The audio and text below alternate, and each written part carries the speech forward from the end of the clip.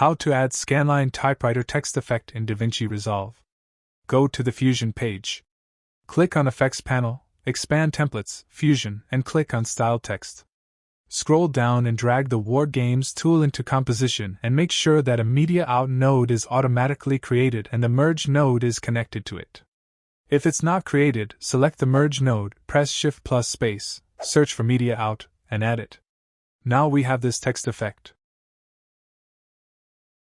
Select the Text node and in the inspector type some text. Also, change its color to a color you like. Select TV1 node and change number of scanlines to 10. Select the Text or Merge node and adjust the text position in the viewer.